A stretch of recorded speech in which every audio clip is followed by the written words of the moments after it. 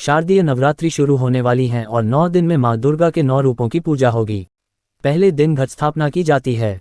नवरात्रि में मां दुर्गा की विधिवत पूजा उपासना करने से शुभ फल प्राप्त होता है।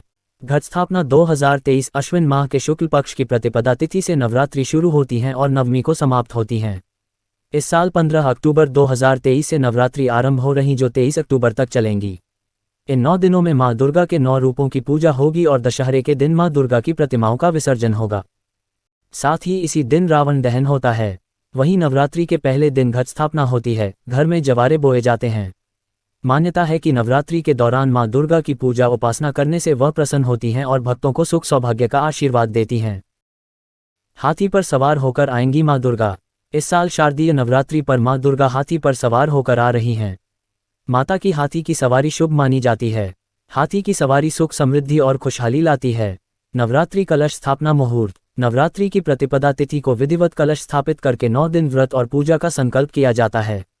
शारदीय नवरात्रि पर पहले दिन पूजा का शुभ मुहूर्त 15 अक्टूबर 2023 की सुबह 11:44 से दोपहर 12:30 तक रहेगा। शारदीय नवरात्रि 2023 में 9 रूपों की पूजा के दिन। 15 अक्टूबर 2023 नवरात्रि का पहला दिन मां शैलपुत्री की पूजा। 16 अक्टूबर 2023 नवरात्रि का दूसरा दिन मां ब्रह्मचारिणी की पूजा।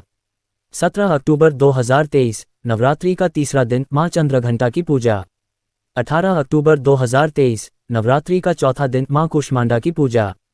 19 अक्टूबर 2023 नवरात्रि का 5वां दिन मां स्कंदमाता की पूजा।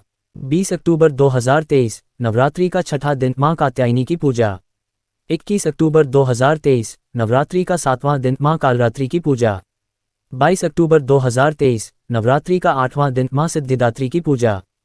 23 अक्टूबर 2023 नवरात्रि का 9वां दिन मां महागौरी की पूजा। 24 अक्टूबर 2023 दशमी तिथि दशहरा।